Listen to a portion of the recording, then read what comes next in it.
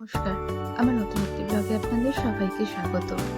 কুট্টিকে নিয়ে আমরা বেরোবো ঘুরতে, তাই কুট্টিকে এখন পরিষ্কার করা চলছে। কিছুদিন আগে তো আমরা মুর্শিদাবাদ গিয়েছিলাম, এই ভিডিওটা সেই দিনেরই। আমরা সকালে 6টার দিকে বেরিয়ে পড়েছিলাম কুট্টিকে নিয়ে। ভোরের দিকেই বেরোনোর ইচ্ছে ছিল, কিন্তু ওই ঠান্ডার মধ্যে আর উঠতে পারিনি, তাই বেরোতে একটু দেরি হয়ে গিয়েছে। আর তাছাড়া ব্যাগ ট্যাগ গুছোতেও আমাদের অনেকটা দেরি হয়ে গিয়েছে। এবারে শুধু আমি আর সুমনই যাচ্ছি। আমরা আজকে যাচ্ছি মুর্শিদাবাদে সুমনের এক বন্ধুর বিয়েতে। কুট্টিকে আজকেও সাজানো হবে বরের গাড়ি হিসেবে। কুট্টিকে নিয়ে তো আমরা বেরিয়েই পড়েছি। মুর্শিদাবাদ যাওয়ার এর আগে আমি অনেক ভিডিওই পোস্ট করে ফেলেছি। এই ভিডিওটা পোস্ট করতে অনেকটাই দেরি হয়ে গিয়েছে। এখন আমরা বাড়ি থেকে বেরিয়ে বিঘাটি রাস্তা ধরেছি। ওখান দিয়ে গিয়ে আমরা দিল্লি রোডে উঠব। সামনেই দিল্লি রোড, এখান থেকে আমরা বাঁদিকে নেব। কিছুদিন আগে যখন আমরা কৃষ্ণনগর গিয়েছিলাম, এখান দিয়েই গিয়েছিলাম। এই দিল্লি রোড ধরে কিছু দূর যাওয়ার পর আমরা ওখান থেকে বাঁদিকে নিয়েছিলাম, কিন্তু ম্যাপে দেখাচ্ছিল ডান দিক দিয়ে যাওয়ার জন্য। যে কাকুর কাছে আমরা ফুল কিনতে গিয়েছিলাম, উনি আমাদেরকে বললেন কল্যাণী এক্সপ্রেস হয়ে চলে যাওয়ার জন্য। তখন আসার সময় আমরা ঠিক করেই নিয়েছিলাম কিছুদিন পরে যখন মুর্শিদাবাদ বিয়ে বাড়ি যাব, তখন আমরা কল্যাণী এক্সপ্রেস হয়েই যাব। তাই যেখান থেকে আমরা বাঁদিকে নিয়েছিলাম, ওখান থেকে আমরা ডান দিকে নিলাম। ভিডিওটা সেই সময় করা হয়ে ওঠেনি।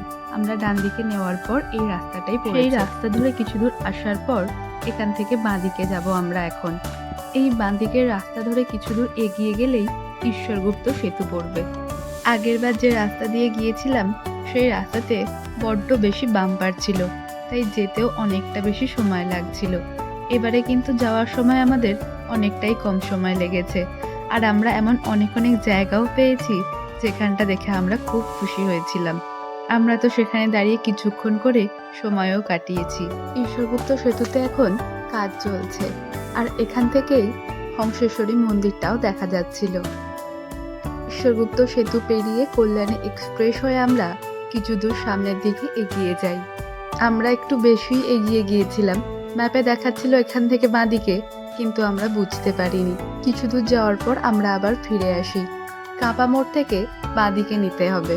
আমরা উল্টো দিক থেকে ফিরে আসছিলাম, তাই আমরা ডান দিকে নিয়েছিলাম। কাঁপা মোড় থেকে বাঁদিকে গেলে কাঁচরাপাড়া রোড দেখাচ্ছিল, মানে আমরা এখন যে রাস্তা দিয়ে যাচ্ছি সেটাকে ম্যাপে দেখাচ্ছিল কাঁচরাপাড়া রোড। আর আমরা এতক্ষণে অনেক দূরই প্রায় চলে এসেছি। আর আমাদের ইচ্ছে করছিল সকালের চাটা কোথাও খাওয়ার জন্য।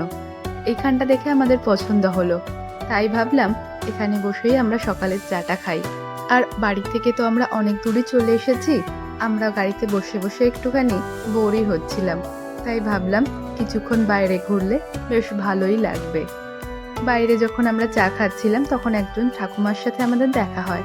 আমরা সেখানে দাঁড়িয়ে কিছুক্ষণ কথা বলি, তারপর চাটা খেয়ে আমরা আবার গাড়িতে উঠি। এখান থেকে আমরা বাঁদিকে নেব। বেরিয়ে আমরা যে মোড়টা আসবে সেটার নাম বড় জাগুলিতলা। সেখান থেকে বাঁদিকে নিলে এই রাস্তাটা পড়বে। সামনে যে কাকুটা হেঁটে যাচ্ছিল দেখলেন, সুমন বলল ওই কাকুটাকে তাহলে তুলে নেই। আমরা জিজ্ঞাসা করলাম উনি কত দূর যাবেন। উনি একটা জায়গার নাম বললেন, আমরা তো চিনি না। আমরা বললাম আমরা মুর্শিদাবাদ যাব। উনি বললেন ওর অনেক আগেই আমি নেমে যাব। সেই বলাতে উনি আমাদের গাড়িতে উঠলেন এবং আমরা পুরো রাস্তাটা ওনার সাথে গল্প করতে করতে যাই। আর খুব তাড়াতাড়ি 50 কিলোমিটার আমরা অতিক্রম করে ফেলি, সেটা আমরা বুঝতেও পারি। কাজে যান, ওনার বাড়ি থেকে সেই জায়গার দূরত্ব মোটামুটি 50 থেকে 55 কিলোমিটার। উনি বাসে যাতায়াত করেন। গাড়িতে আমাদের সাথে যেতে যেতে উনি যেটুকু বললেন সেটুকুই বুঝলাম।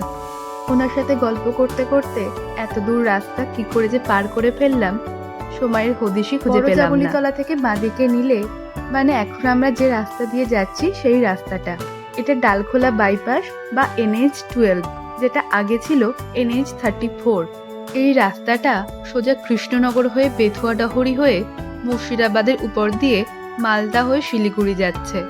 মানে এই রাস্তা দিয়ে আমরা এর আগেও বেশ অনেকবারই গিয়েছি। হ্যাঁ, নক করলে পেয়ে যাবে। এখানে বলবো যে অধীরকে একটু রেখে দিন, রেখে দেবে। ঠিক আছে, আচ্ছা। হ্যাঁ,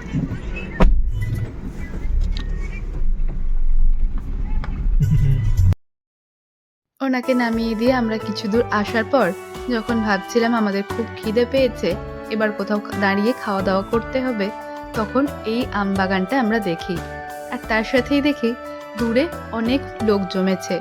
ভিতরে আসতেই বুঝতে পারি এখানে একটা মন্দির আছে। তাই তখনই ঠিক করে নিলাম আগে দাঁড়িয়ে মন্দির দেখে আসবো, তারপর আমরা খাওয়া দাওয়া করব। যেমন ভাবা তেমন কাজ। আমরা গাড়িটা দাঁড় করিয়ে প্রথমে আমরা ভিতরে যাই, কিন্তু যখন আমরা গাড়ি থেকে নেমে এই জায়গাটা দেখি আমাদের আরো বেশি পছন্দ হয় এই জায়গাটা। এই মন্দিরের ভিডিও আমি আগেও ছেড়েছি, তাই এখানে আর সেভাবে কিছু দেখাচ্ছি না। মন্দির থেকে বাইরে বেরিয়ে দেখি কয়েকটা দোকান বসেছে, সেখান থেকে কয়েকটা জিনিসও কিনি। তারপরে বাইরে যাই আমাদের কুট্টির কাছে, যেখানে আমাদের সব রকম রান্নার যন্ত্রপাতি রাখা আছে। মন্দিরের পাশেই রান্নাটা শুরু করেছিলাম, কিন্তু ভাবলাম পেঁয়াজ নিয়ে মন্দিরের পাশে না খাওয়া দাওয়া করাই ভালো। তাই ওখান থেকে কিছুটা দূরে গিয়ে রাস্তার পাশে বসে আমরা আমাদের রান্নাটা শুরু করি, আর ওখানে বসেই আমরা খাওয়া দাওয়া করি। আজকে আমাদের টিফিনে ছিল ডিম পাউরুটি। সব রকম জিনিসপত্র তো নিয়েই গিয়েছিলাম, শুধু ওখানে করে নিয়েছি। এখানে বসে খাওয়া দাওয়া করতে বেশ ভালো লাগছিল, পুরো পিকনিক পিকনিক মনে হচ্ছিল। শুধু অভাব ছিল আরো কয়েকজন মানুষের, যেটা হলে গল্প করতে করতে আরো ভালো সময় কাটানো যেত। খাওয়া দাওয়া শেষ করে আমরা আবার আমাদের গন্তব্যের দিকে যাত্রা শুরু করি। যাত্রা শুরু করার কিছু দূর পরেই গিয়ে আমরা দেখি রাস্তার ধারে অনেক কাপড় শুকোচ্ছে। প্রথমে বুঝতে পারিনি, তারপর মনে পড়লো আমরা তো শান্তিপুরে আছি, যেখানে শাড়ি তৈরি হচ্ছে। গাড়ি এত জোরে যাচ্ছিল, আমি সবকিছু বুঝে ওঠার আগেই রাস্তা প্রায় শেষ হয়ে গিয়েছে। আমরা আমাদের টোলের খুব কাছাকাছি চলে এসেছি, কিন্তু এবারে আর টোলের নামগুলো লিখে রাখিনি। এর আগে তো করেছিলাম, আর একই রাস্তা, তাই আর মনে হলো না লিখে রাখি। আমরা এখন টোল পেরিয়ে অনেকটাই এগিয়ে এসেছি। এই রাস্তাটা পলাশের কিছু দূর আগে। যখন এর আগে আমরা শিলিগুড়ি থেকে ফিরছিলাম, পলাশিতে ঢুকেছিলাম। এটাই পলাশির গেট। এই পলাশিতে আমরা যখন এসেছিলাম তখন বিকেল হয়ে গিয়েছিল। আর এর আগে যে রাস্তাটা দেখালাম, ওখানটা পেরোতে পেরোতে প্রায় অনেকটাই বিকেল। তখন রাস্তাতে অনেকটা জ্যাম ছিল, সেই জন্য ওই রাস্তাটা দেখার পরই মনে পড়ে গিয়েছে। ওখান থেকে কিছু দূর এগিয়ে আসার পর একটা পুলিশ কাকু আমাদেরকে বলেন যে ডান দিকের রাস্তাটা ধরে যাওয়ার জন্য, মানে এখন আমরা যেটা দিয়ে যাচ্ছি। প্রথমে তো বুঝতে পারিনি কেন বললেন, কিছু দূর এগিয়ে আসার পর বুঝতে পারলাম এখানে লরিগুলো দাঁড়িয়ে আছে আর জ্যাম হয়ে রয়েছে, তাই উনি আমাদেরকে এই রাস্তা দিয়ে আসার জন্য বললেন। কার বা ওখানকার লোকাল লোকেদের উনি এখান দিয়ে যাতায়াত করার জন্য বলছিলেন। উনি না থাকলে আমরা তো জানতেই পারতাম না, আর ওই জ্যামেতেই আটকে যেতাম হয়তো। এখন আমরা রয়েছি বহরমপুর বাইপাস রোডেতে। এখানেই আমরা কিছুদিন আগে যাওয়ার সময় চা করে খেয়েছিলাম। কিছু দূর আগেই তো বেলডাঙ্গা পড়েছিল, যেখানে কিছু প্রবলেমের জন্য নেটওয়ার্ক ছিল না, আর আমরাও আমাদের গুগল ম্যাপ দেখতে পাচ্ছিলাম না, তাই সেখানে আর ভিডিও করা হয়নি। প্রথমে ভেবেছিলাম আমার আর সুমনের দুজনের ফোনই খারাপ হয়ে গিয়েছে, কোনো রকম নেটওয়ার্ক কাজ করছিল না, শুধু ফোনটাই যাচ্ছিল। বহরমপুর ফ্লাইওভারটা পেরিয়ে আমরা নিচে নেমে ডান দিকে রাস্তাটা ধরি। এই রাস্তা ধরেই বহরমপুর টাউন যাচ্ছে। আমরা ওখানেই যাব, ওখানেই ওর বন্ধুর বাড়ি। নেই একটা ব্রিজ ছিল, যেটা কোনো কারণবশত আমার ফোন থেকে ডিলিট হয়ে গিয়েছে। ওই ব্রিজটার নাম ছিল রামেন্দ্র সুন্দর ত্রিবেদী ব্রিজ। আমরা এখন প্রায় ওর বন্ধুর বাড়ির কাছাকাছি চলে এসেছি, আর রাস্তাটা বড্ড সরু আর বড্ড জ্যাম ছিল।